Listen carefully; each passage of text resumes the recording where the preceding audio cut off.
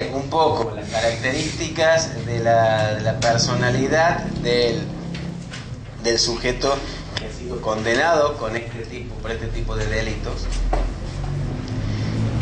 y empezar desde ahí, digamos, y después comenzar o continuar viendo cómo llegamos a ese final, digamos, ¿no? Es decir, es ver qué se hizo en la instrucción de la causa, al menos cómo se trabajó desde el punto de vista pericial para llegar a condenar a una persona, y es ahí donde también específicamente la profesión de uno, ¿cierto?, es lo que denominamos psicólogo forense, que trabaja en la instrucción, digamos, ¿no?, en donde hay un hecho puntual, un hecho delictivo puntual, y en donde una de las pruebas que se piden en este tipo de delitos, que son tan particulares porque son la gran mayoría puertas cerradas, ¿cierto?, la prueba psicológica tiene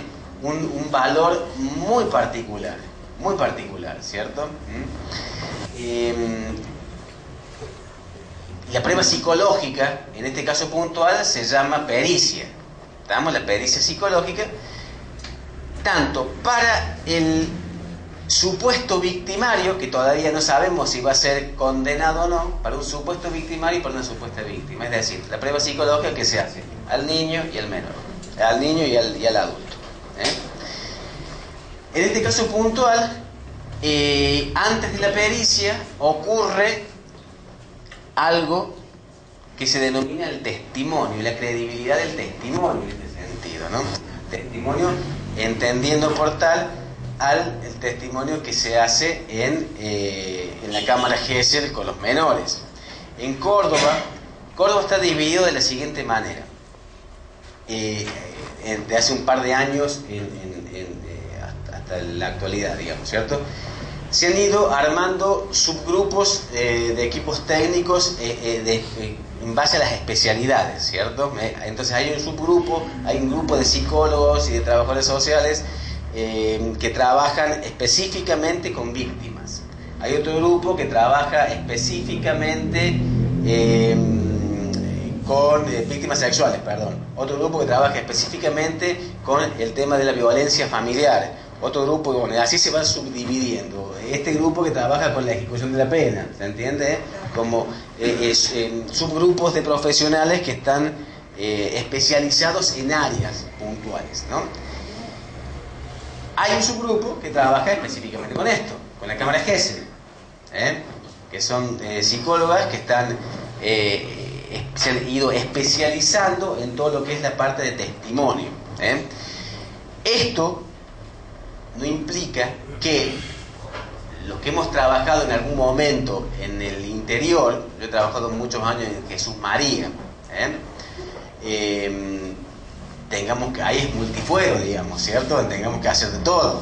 Entonces de ahí viene mi experiencia en esto. Experiencia, como hablamos con las colegas, a mí particularmente no fue grata, digamos, el tema de la cámara Gesell, ¿cierto? Pero de todas maneras, el hecho de que uno no sea grato o que no se sienta de alguna manera muy cómodo en ese rol, hay que hacerlo, porque de alguna manera, hoy por hoy, se nos está solicitando, ¿cierto?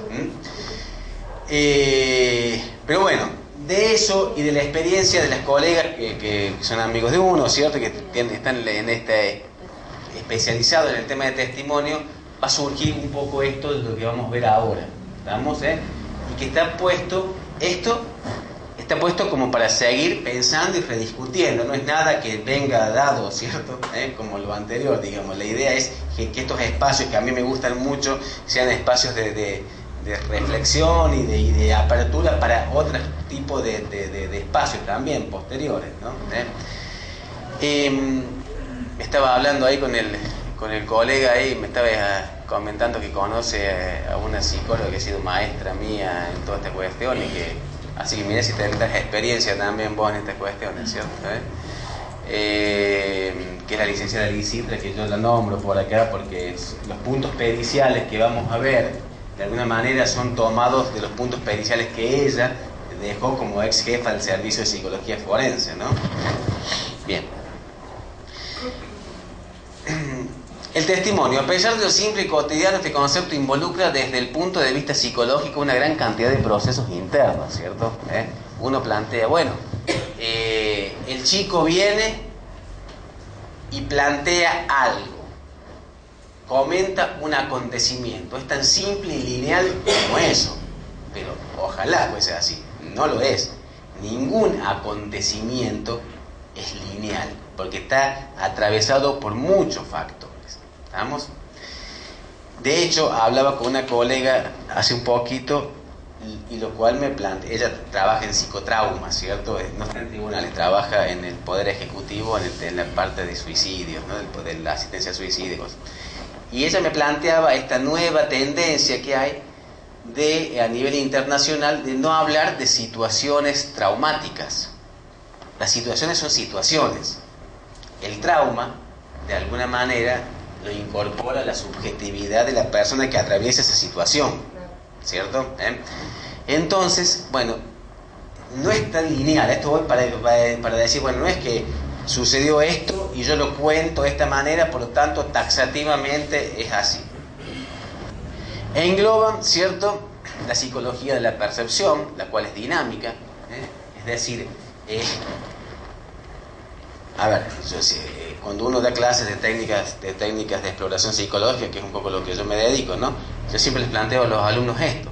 Por ejemplo, el organismo, ante una necesidad, todo el organismo se pone se organiza de alguna manera para buscar satisfacer esa necesidad, ¿cierto? Entonces, si yo tengo hambre, todo el organismo está previsto para eso. Y a lo mejor estímulos que de alguna manera en su momento no los registré, entonces de golpe, ante la necesidad del hambre, empiezo a oler que está la comida por ahí, que hay olor allá. O sea, todo el organismo se pone en configuración para satisfacer esa necesidad, ¿cierto? La psicología de la percepción en el testimonio es fundamental. Yo voy seleccionando aspectos de la situación puntual acorde a mis necesidades, acorde a la preponderancia que tenga, ¿cierto?, mis intereses también. La memoria, la atención, la evocación, la selectividad, son todos aspectos que hay que tener en cuenta a la hora de tomar un testimonio. Y hay que analizar un testimonio. Ustedes saben que la memoria no es una cuestión que se vaya, no es un disco rígido, que se vaya juntando de manera arbitraria, no, hay selectividad en la memoria también, ¿no? Por lo tanto, hay dichos, hay cuestiones que uno va obviando y otros que va de alguna manera reteniendo. Y esa retención no es tampoco de manera arbitraria, se hace porque hay intereses, porque hay cuestiones puntuales que se van de alguna manera sobresalen de otras cuestiones. ¿Estamos? Bien, entonces, todos estos aspectos están relacionados a la hora de evaluar un testimonio de una situación puntual.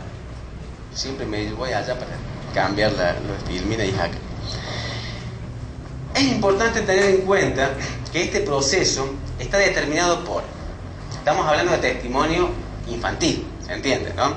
De niños que supuestamente han sido víctimas de delitos, y específicamente en este caso puntual, porque la temática es así, está orientada, delitos en contra de su integridad sexual. ¿Estamos? Es importante tener en cuenta que este proceso está determinado por la edad del niño, la etapa evolutiva, el proceso del testimonio me refiero, ¿no? La edad del niño, su nivel cognitivo, la gravedad internalizada del abuso, la extensión en el tiempo del mismo, ¿no? La edad del niño, es decir, a medida que la edad es menor, cada vez se nos complica más, digamos. A medida que baja la edad en que la supuesta víctima ha sido ultrajada, desde el punto de vista psicológico es muy complicado, ¿cierto? Desde el punto de recabar un testimonio, me refiero, ¿estamos? Y en eso, desde el punto me estoy adelantando quizás, pero bueno, ya lo vamos a volver a ver, pero quiero dejar claro esto: los psicólogos tenemos que ser conscientes de esto, ¿no? que no todo lo vamos a poder y tenemos que ser conscientes de poder transmitirlo a quien me lo pide. En este caso, supónganse la Fiscalía de Instrucción, ¿cierto? No es todo, no puedo decirlo todo, no puedo muchas veces sacar conclusiones claras, más allá de que el testimonio tiene que ser eso, tratar de que sea, en base al cuidado de la técnica psicológica, un testimonio lo más neutral posible. ¿Estamos? La etapa evolutiva del niño, a medida que sea la primera infancia, ¿cierto? Que sean los primeros años, es muy complicado. El nivel cognitivo, en esto va a influenciar mucho, supongo.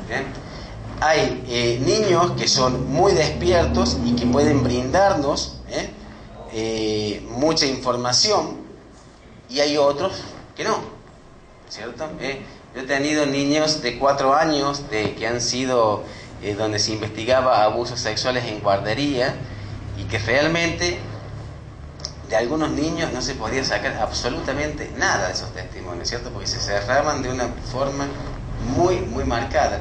Y había otros que podían dar mucha información. La gravedad internalizada del abuso, eso es fundamental también. La gravedad no siempre nos la va a decir la cuestión verbal del niño, ¿cierto? Sino las concomitantes emocionales que podamos advertir en cuanto al posicionamiento que el niño tiene en la situación de cámara Gesell, ¿no?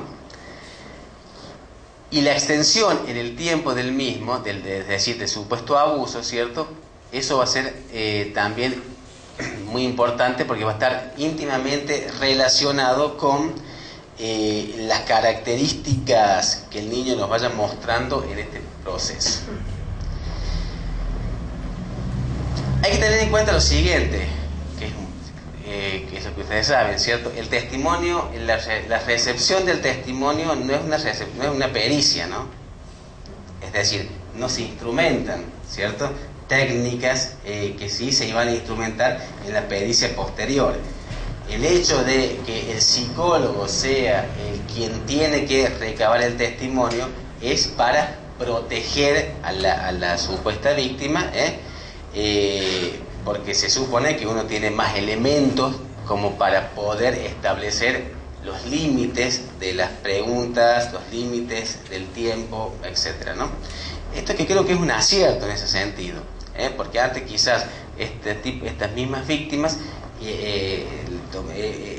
los testimonios eran tomados en la fiscalía por personal que no era técnicamente quizás adiestrado para esto, ¿no?, educado para esto, ¿no?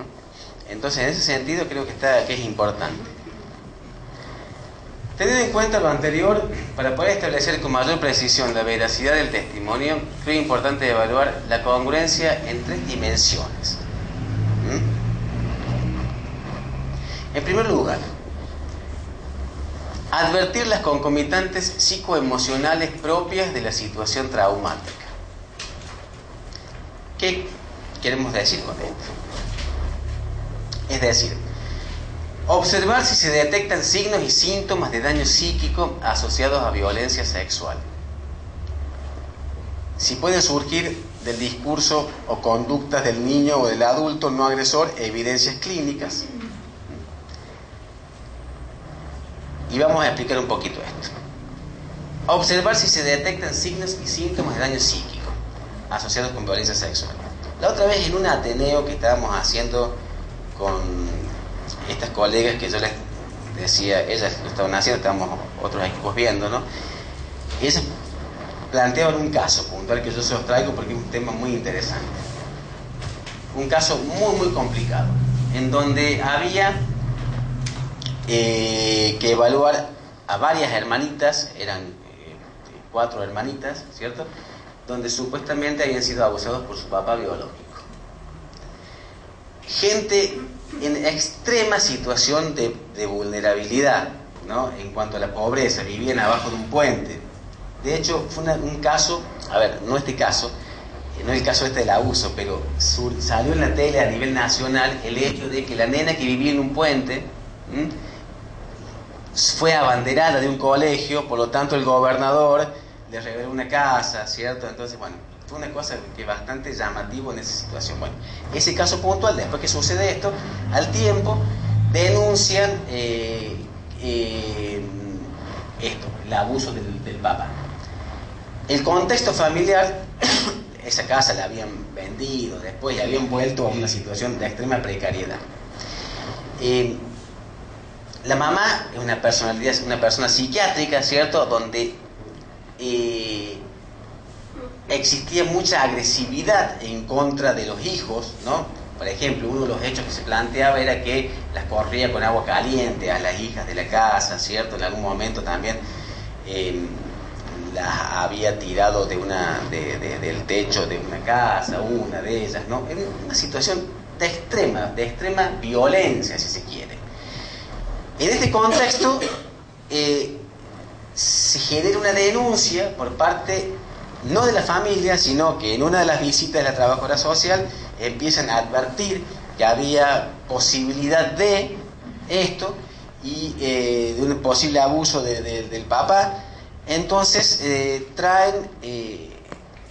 comienzan a hacerse entrevistas con las hermanas, y esta niña, la que había sido abanderada, es una de las principales que denuncia que ella había sido abusada por su padre, por su papá, por su padrastro, por su papá, no por su padre, por su papá biológico, y algunas hermanas también.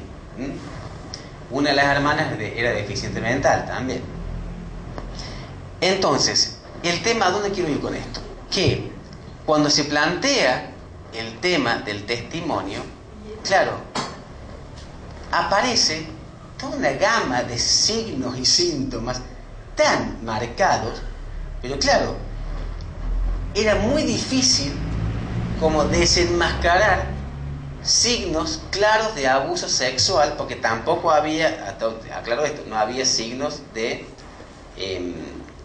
violencia sexual o física, digamos, ¿cierto? Es decir, las chicas eran vírgenes, pero planteaban que había una serie de abusos sin acceso carnal. Claro, pero era tanto la trastienda de agresividad que estas criaturas tenían en su vida cotidiana, que aparecían una gran cantidad de síntomas, pero el tema es cómo desenmascarar los síntomas propios del abuso sexual por fuera de la sintomatología propia de una situación traumática general, digamos, ¿no?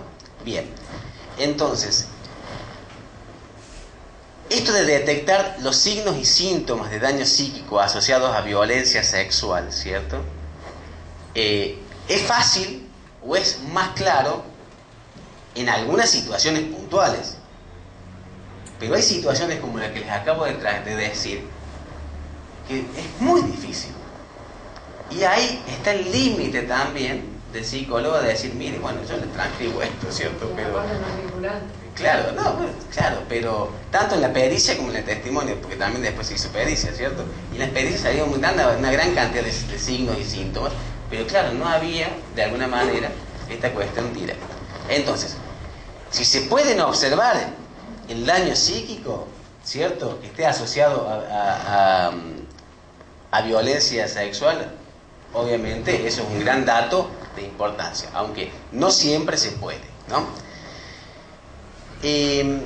¿A qué me refiero con daño psíquico? Eso es quizás un tema que podemos también ver un poquito más en profundidad mañana, pero toda aquella situación que de alguna manera, por sus características, haya generado un impacto emocional que quede asociado hasta este hecho traumático, ¿no? Y ahí tenemos conductas regresivas en los niños, conductas hipersexualizadas, conductas de negativismo desafiante, etc. Otras concomitantes emocionales propias de la situación traumática pueden surgir del discurso conducta del niño o del adulto no agresor como evidencia clínica. Por ejemplo, conductas agresivas, cambios conductuales, actividades sexuales inadecuadas, con amigos, con muñecos. Muchas veces, no me estoy refiriendo acá a los muñecos sexuados, ¿cierto? Los muñecos sexuados son una técnica que en general no se está utilizando, ni se utiliza ni en pericias, ¿no? Porque han demostrado que tienen una alta probabilidad de incidencia de sugestión y de anticipación, digamos, ¿no? En los chicos, ¿no? Muñecos sexuados son muñecos anatómicos que de alguna manera tienen toda la anatomía física, digamos, ¿no? Pene, vello, púbico, etc. Aislamiento, fobia social, masturbación compulsiva, resistencia a bañarse o desnudarse, ideación y suicidio. Bueno, todos esos elementos, uno de las cuestiones puntuales a la hora de advertir las concomitantes psicoemocionales propias de situación traumática, es el primer elemento que tenemos que empezar a ver. Sí, como les decía recién, si es que se puede. Dentro del testimonio, empezar a focalizar nuestra atención como peritos en esto, digamos, ¿no? Se aparece. La segunda cuestión puntual a tener en cuenta a la hora de validar el testimonio es evaluar las características del discurso del menor, en la medida en que el chico pueda hablar, que no sea un niño muy chico, ¿cierto? Y esto es interesante, a ver, para que podamos tener en cuenta a la hora de trabajar con esto. Detalles claros y originales respecto al hecho. A medida que el discurso del menor tenga detalles claros y originales, es decir, en cuanto a que uno advierta que de alguna manera se corresponden con lo real, con la denuncia real, ¿cierto? Es un buen elemento eso, ¿cierto? Es decir, mi primo me llevaba atrás del galpón, digamos, ¿cierto? Es decir, hay una precisión clara del espacio, aunque no haya precisión temporal, digamos, ¿no? Pero hay una precisión, y que obviamente ese galpón existe en lo real, ¿se entiende, no? Cierta imprecisión temporal. Esto, fíjense que yo lo pongo a esto, la cierta imprecisión temporal en los niños y mientras más chicos, como un factor de credibilidad en el testimonio. Que el niño venga y plantee, sí, fue tal día, tal hora, tal... Ya, claro, ¿no? Así como esto que parece una paradoja, digamos, ¿no? Pero se da muy, muy claro en esto de los chicos, ¿no? Los chicos tienen mayor precisión visual a la hora de decir, bueno, mira, es ahí el tema. Ahora, esta precisión no es temporal, no es temporal, no es decir fue tal fecha, fue tal... De hecho, en general, como para ubicar el tiempo, en general, fíjense que lo vamos a utilizar en base a asociaciones. Por ejemplo, a ver, el cumpleaños, el partido de Argentina, más o menos como para empezar a decir, bueno, fue en esta época. Pero un chico que venga con mucha precisión temporal ya genera cierta resquemor, cierta duda. La mención de detalles específicos propios del caso, esto que les decía recién, ¿cierto? Sobre todo espacial, al lado de la casa, cerca del galpón, atrás de, cerca de otro lado. Estas cuestiones espaciales son importantísimas a la hora del testimonio, de la credibilidad del testimonio. Signos de vergüenza y culpa y autoincriminación. Estos signos, que uno pueda ver en ese momento, de alguna manera. Por ejemplo, son signos muy sutiles a los cuales uno tiene que estar ya muy avispado en este sentido, ¿cierto?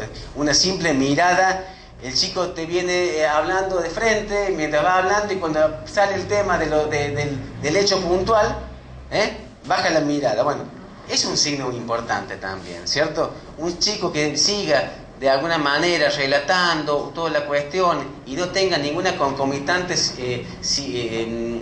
emocional cuando viene ese punto de urgencia que decimos, cuando viene ese punto de daño ahí, tiene que haber algo, si realmente ha tocado de alguna manera esta situación emocional. Entonces, signos de vergüenza, de culpa, de quedarse callado, silencios, palabras confusas, ciertos neologismos que sean cierta alteración discursiva. Es muy importante a la hora de evaluar esto de la credibilidad también, teniendo en cuenta que todos estos signos indudablemente me hablan de que algo pasó en el discurso, digamos, ¿no? A nivel longitudinal algo sucedió que se metió en el discurso, por lo tanto ese punto de urgencia es importante también, ¿no? La autoincriminación, esto, bueno, pero yo también estuve. Esto se da, no, bueno, pero yo también estuve, yo también dejé la puerta abierta del baño, de alguna manera, ¿cierto? Esta cuestión. Pero eso ya en edades más avanzadas. Sí, pero hay que, porque muchas veces pasa esto, mira, esto yo lo he visto, ¿sabes cuánto? Cuando existían los juzgados de prevención, ya no existen más los juzgados de prevención, cuando trabajamos con el tema de violencia infantil, ¿no? Venía el tema, sí, me pegó, pero bueno, automáticamente el pero como negando lo anterior, ¿cierto? Entonces, bueno, a ver qué sucede con eso. Y vocabulario propio acorde a la edad, ¿cierto? Un chico, eso es más claro, digamos, ¿no? Un chico que venga y que diga, ¿cierto? Sí, mi papá me introdujo el pene, ¿cierto? Bueno, indudablemente eso, si tiene un chico de 4 o 5 años, indudablemente algo está pasando en ese discurso de alguna manera, ¿estamos? Entonces acá aparecen todos este vocabulario infantil, ¿cierto? Donde se nombra las zonas corporales con cosas propias, con palabras propias, ¿no? La vagina, el pene, etcétera, con nombres muy particulares y con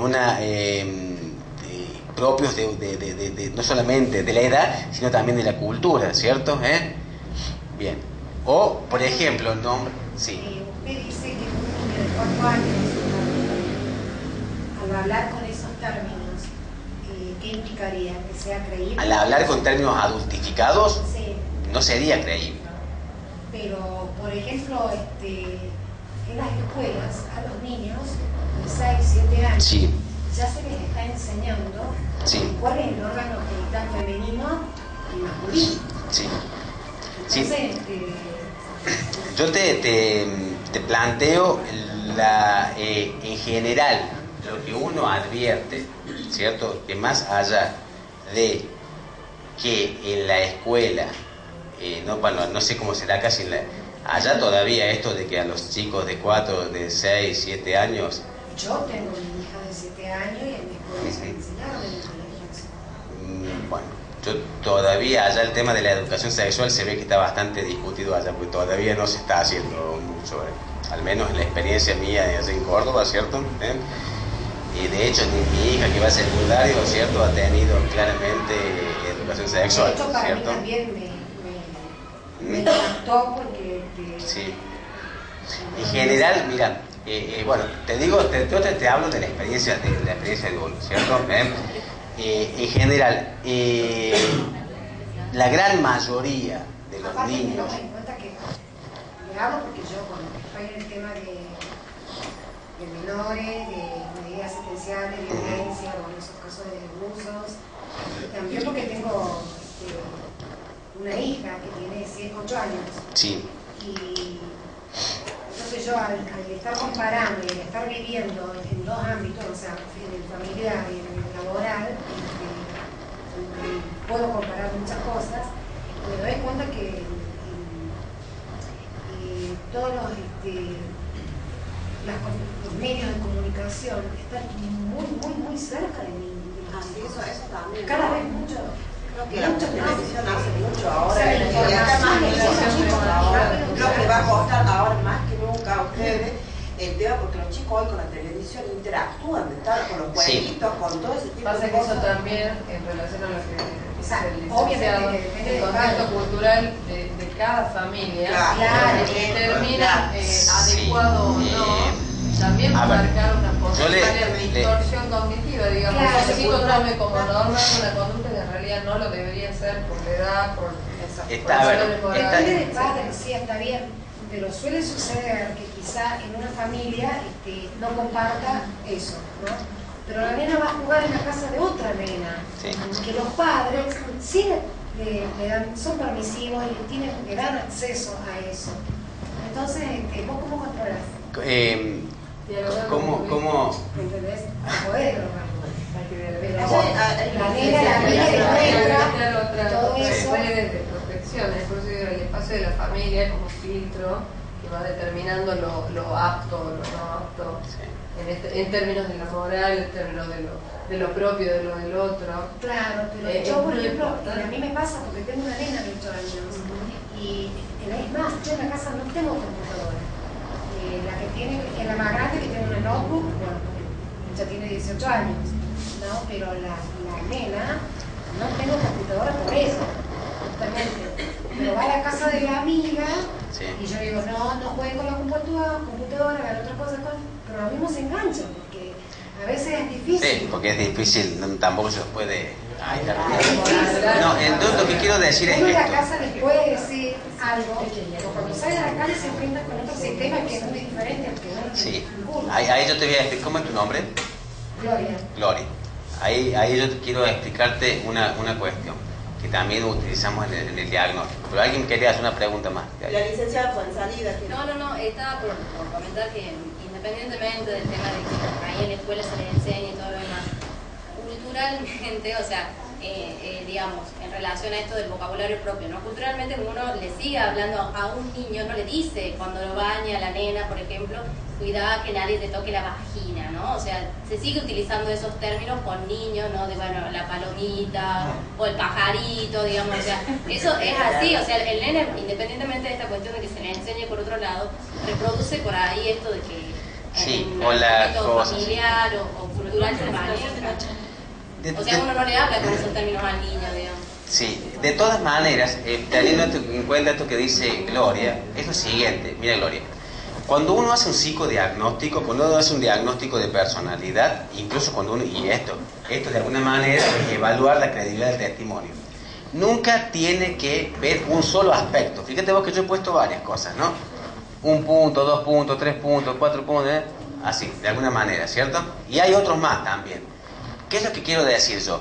Que para evaluar las características del discurso del menor, como para evaluar las características de personalidad de algo, nunca nos tomamos de un solo factor.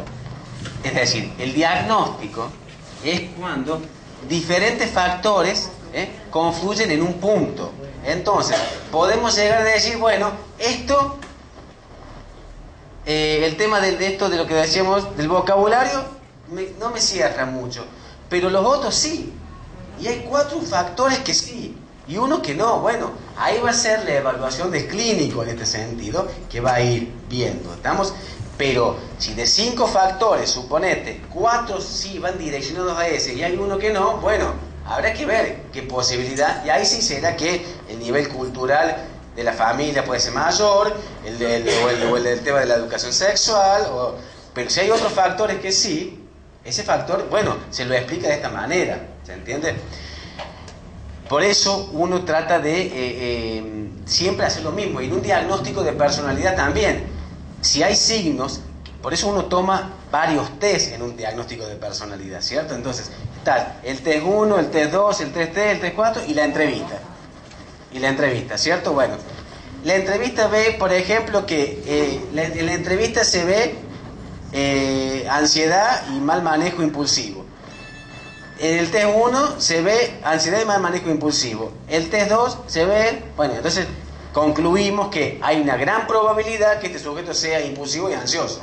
¿Se entiende? Es decir, se van confluyendo de alguna manera diferentes datos. Bueno, por eso uno también plantea a lo mejor un factor no entra dentro de esta cuestión y será por esto, por la educación, por la cultura, por lo que sea, o porque en ese caso se le hablaba de otra manera.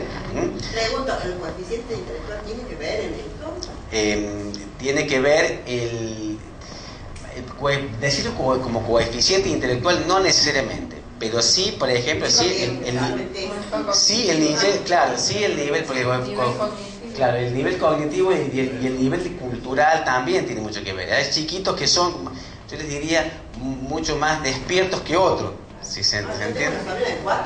Que habla todo, por supuesto.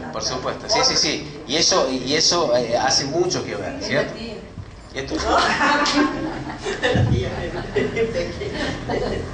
se entiende esto entonces. Nunca es un solo factor, sino una sumatoria de factores lo que va determinando la credibilidad. Y el tercer aspecto es valorar la conflictiva vincular previa. Esto es importantísimo a la hora de ver el tema de, sumado con los otros dos, advertir esto en el tema de la credibilidad del testimonio es fundamental y es importantísimo. ¿Cómo viene la denuncia y cómo me traen el chico? ¿Se entiende? ¿Qué contexto? ¿Qué contexto? Ustedes saben que la mayoría de los casos de falsas denuncias se dan en contextos maritales conflictivos. Eso es, y cada día se están advirtiendo más falsas denuncias. Uno puede llegar a pensar, ¿cómo puede ser que una mamá haga semejante locura de meter a un chico en esta? Las hay.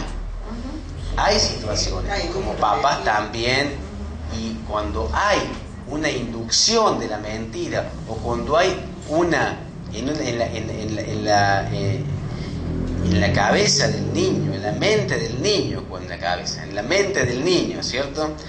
Cuando hay una verdad impostada o un acontecimiento impostado, es decir, repito tantas veces algo que parece que el chico después le sucedió eso, también se vuelve muy complicado, porque el niño de alguna manera en pleno desarrollo, ¿cierto?, esta verdad que en algún momento, de hecho hay experimentos interesantísimos con respecto a esto, ¿no? Donde se advierte este fenómeno. A ver, les cuento uno rapidito. El experimento que se ha hecho, por ejemplo, con Juan el Torpe. Durante una semana en un jardín de infantes se le plantea a los chicos que va a venir un señor que es muy torpe y que rompe todas las cosas que seguramente rompe. Y entonces, que se llama Juan el Torpe. Una semana se les plantea a los chicos eso. El último día de la semana, el viernes, conocen y viene el señor y pasan un ratito con esto. El lunes aparece un muñeco roto del jardín. ¿Quién fue el que rompió, chicos? Y Juan el Torpe, ¿cierto? Es decir, ninguno había visto que Juan había roto el muñeco. ¿Estamos? Pero esta verdad, entre comillas, que había sido impostada, ¿cierto? El niño la ve, y incluso muchos de estos chicos hasta planteaban con detalles cómo Juan el Torpe lo había roto. ¿Se entiende? Incluso con detalles cómo Juan el Torpe había roto el muñeco. Porque se les había internalizado, ¿no? Exactamente. Una vivencia que no existió, el chico la cuenta como que sí existió y como que sí la planteó. Entonces, fíjense, y eso lo hizo una maestra, pero si lo hace la mamá, que lo está planteando, fíjense el nivel de peligro que hay con respecto a eso. Y ni hablar cuando esto impacta sobre la autoestima del niño. Exactamente. Y esto se denomina, que es un tema muy discutido, el SAP, el síndrome de alienación parental, que es un tema sumamente discutido en ámbitos psicológicos, pero con sus límites, con sus cuestiones criticables. Yo les aseguro, porque yo lo he vivenciado con chicos que me han tocado cuando estábamos en menores, ¿cierto? Tanto de papás que influían en contra de su mamá, como de mamá que influían en contra de su papá, ¿cierto? Se daba tal cual el síndrome de alienación parental, ¿cierto? Entonces, todos los oficios que nos ingresan los juzgados de familia, esta estructura casi es de cajón. Exactamente. Y también dentro del discurso de los chicos, porque nos piden la pericia de todo el grupo familiar, siempre algo de sí porque fulano, papá, en fin, no paga la cuota alimentaria. O sea, ¿qué tiene que ver esa frase en un niño de 12, por ejemplo, que estaría pasando la ruptura de la estructura familiar? Entonces, bueno, conozco lo que vos mencionas. Bueno, fíjense lo siguiente, Jesús María, ahí está una parte, hay una escuela de gendarmería. Entonces, todos los lunes sabíamos que nosotros, y cuando llega, porque está todavía en boga el tema de violencia familiar, sabíamos que había problemas.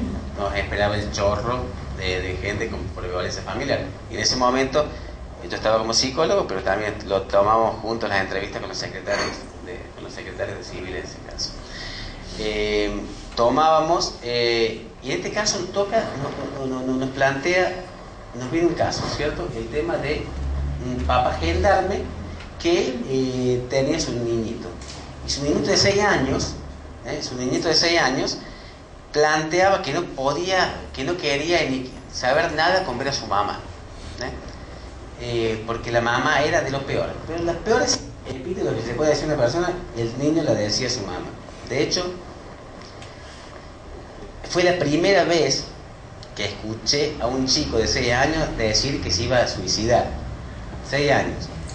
Si vos me haces, porque la idea era trabajar desde asesoría de juzgado civil, el vínculo con la mamá, ¿cierto? Trabajar el vínculo, ¿cierto? Entonces, bueno, si vos me haces que yo vea a mamá, yo me voy a matar, ¿cierto?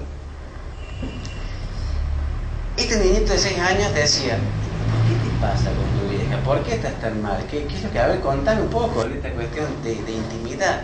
No, porque mi mamá siempre le hacía mucho mal a mi papá. Cuando yo tenía 4 años, ella salía y volvía de noche. ¿No te acordás los 4 años de que tu mamá salía? Pero no dormías a las 2 de la mañana vos, cuando decís que, ¿cierto?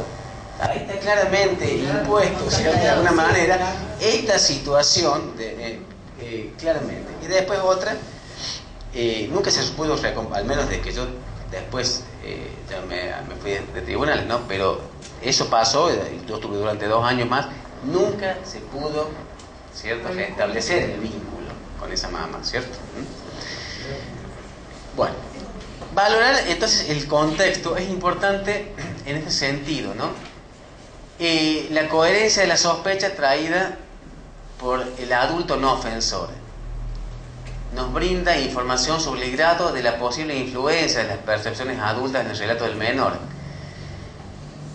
Resulta importante evaluar la reacción del adulto no ofensor, si es cautelosa, ambivalente, incrédula. Es decir, hay mayor credibilidad. ¿Qué les quiero decir con todo esto? Hay mayor credibilidad mientras, paradójicamente, mientras más dudas tenga el adulto ofensor, ¿cierto? A decir, mire, yo no sé qué pasa, ¿cierto? A mí, mientras más confusión traiga el adulto no ofensor, digamos, el que denuncia, mientras más dudas tenga, mientras más confusión presente, mientras más dificultades incluso tenga para creerle al chico, pero lo trae a la evaluación, más creíble en este contexto, porque hay otros que ya vienen solamente a buscar la confirmación de la certeza, digamos, de una certeza que ya traen ellos, algo que usted, aparte, uno llega a insinuar que hay que ver un poquito más el tema, se ofenden, porque dicen, no, pero si yo, usted el que no haga algo, ¿cierto? Porque si no yo lo voy a denunciar, porque usted el psicólogo no nos dice, no creo, veamos, nos tomamos es decir, vienen a confirmar una certeza que ellos ya traen. Esta cuestión ya se empieza desde, al menos en este tercer aspecto, ya es medio complejo, ¿cierto? En cuanto a la credibilidad del contexto. En síntesis, y haciendo un resumen, en esto que hablábamos de aunar datos, si tenemos factor 1, factor 2 y factor 3, ¿no? La idea es tener cierta correspondencia con todos estos factores que nos van a ayudar a ir configurando este aspecto en cuanto a la credibilidad, a la mayor o menor credibilidad del testimonio. ¿Se entiende? Indicadores de mayor credibilidad: observación de evidencias clínicas de daño, lo que hablábamos recién, relato claro y específico del menor, excepto en el factor temporal, tendría que poner ahí, ¿cierto? actitud cautelosa del adulto no ofensor. Son como los mojones donde uno tiene que pararse. Estamos a pensar el caso.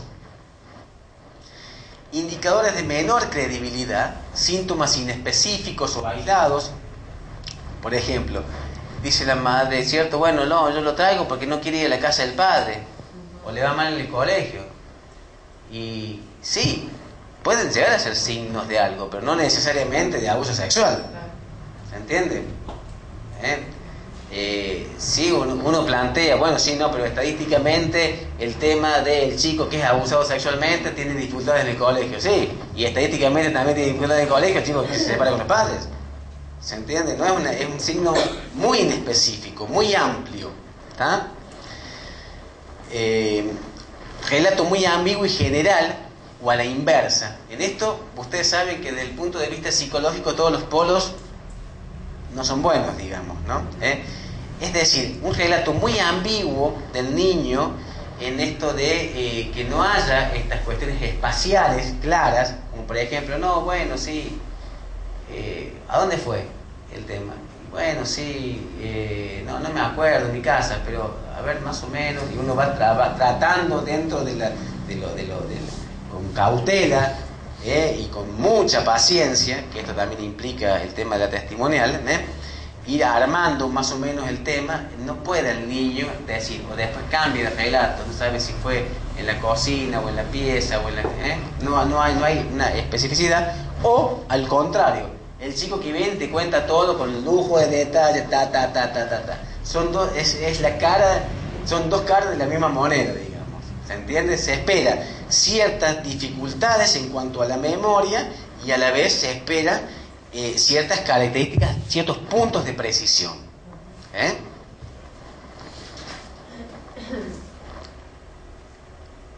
El adulto, sí, todo lo prolijo en un chico también es como, uno tiene como todo relato prolijo en un niño, uno ya tiene que tomarlo con cierta cautela. El adulto que viene a reconfirmar lo que con certeza ya sabía, eso también es otro factor que lo que hablábamos recién, ¿no? De indicadores de menor credibilidad en este sentido. Ahora es conveniente que el mismo psicólogo evalúe al menor y al agresor, o sea, para... No, es haber sido.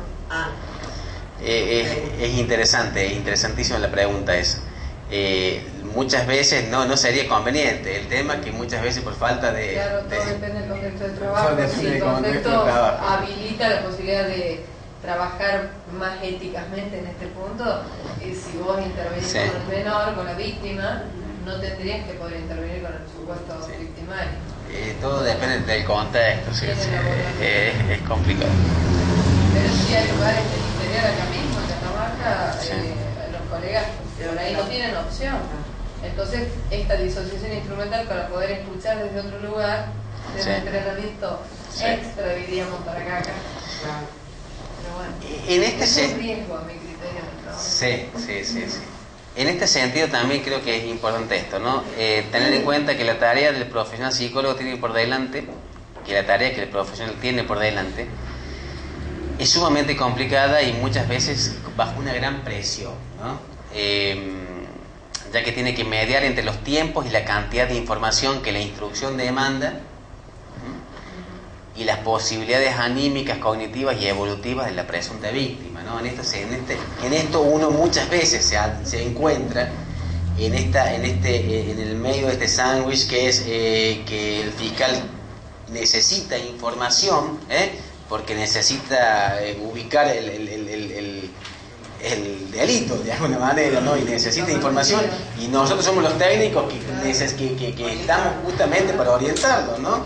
Entonces, y a la vez que poco el tiempo, poca la cantidad de información que el niño ha brindado, ¿cierto? Y a la vez las características del niño, porque hay niños que van todo como por un tubo, como decíamos recién, y hay otros que no, y uno tiene que decir, no, pero no puede más, el que está cansado, tenemos que dejar un tiempito, que retomemos. Bueno, estamos todos en esta disyuntiva tan particular y este proceso tan particular que es la psicología forense, ¿no? Pero bueno, el psicólogo que yo considero que no tiene que ser un psicólogo, considero que tiene que ser una psicóloga la que haga cámara GESEL. ¿Aún con varones? ¿Cómo? Aún con varones. Aún con varones. ¿Por qué? Aún con varones. Porque en realidad, en general, el ofensor sexual siempre es un varón. Más allá de que sea un varón el niñito, Sí. ¿cierto? Y el psicólogo transferencialmente sigue siendo un varón. ¿Estamos? Entonces, en líneas generales, y en esto acuerdan también la gran mayoría de los autores que hablan de esto, ¿no? Que tendría que ser una mujer. Pero volvemos al inicio de decir, yo he hecho cámara GESEL, he hecho muchísimas cámaras GESEL, por eso lo he hecho de que no había una mujer en el servicio, ¿no? Pero transferencialmente para el niño es complicado, ¿cierto? ¿Por qué? Porque prácticamente yo te diría que un 99% de los ofensores sexuales son varones. ¿Estamos? Entonces, bueno, con eso nos encontramos con esta disyuntiva muchas veces, ¿no? De más está decir que las dificultades se acrecientan en la medida que disminuye la edad del entrevistado, que es un poco lo que habíamos hablado. Y en este sentido es importante esclarecer que la psicología puede traer mucha luz en algunos casos, pero como toda ciencia humana tiene sus límites, por lo tanto, más de una vez nos encontraremos en respuestas quizás no del todo claras ante demandas puntuales. Lo cual, para ser sinceros, también ocurre en la medicina, ¿no? Por ejemplo, la data de la muerte, no únicamente es una cuestión nuestra, Que no son ciencias cierto. A nosotros acá se nos plantea más, en forma más general, en el punto de pericia de la fabulación, eso. Está bien. Porque es difícil articular desde la expectativa jurídica lo que nosotros desde nuestra ciencia podemos informar respecto a la fabulación, porque además fabulación en sí es un concepto jurídico. Desde lo psicológico lo podemos interpretar de otra manera o usamos otros recursos semánticos para definir la fabulación, que no necesariamente está ligado a la mentira. Y si apareciera la mentira puede ser una respuesta defensiva en función de un abanico de muchas más. Una cosa es la mentira, otra cosa es la mitomanía, otra cosa es la fabulación, otra cosa es la confabulación, que son dos términos que tendremos que ir esclareciendo. Y de ahí se deben encontrar cuando yo les pregunto pronóstico de reincidencia, más o menos. Bueno, en el caso de las preguntas que nos están dando el tema de la reincidencia, siempre me parece que de todas maneras uno tiene que escribir con mucho cuidado.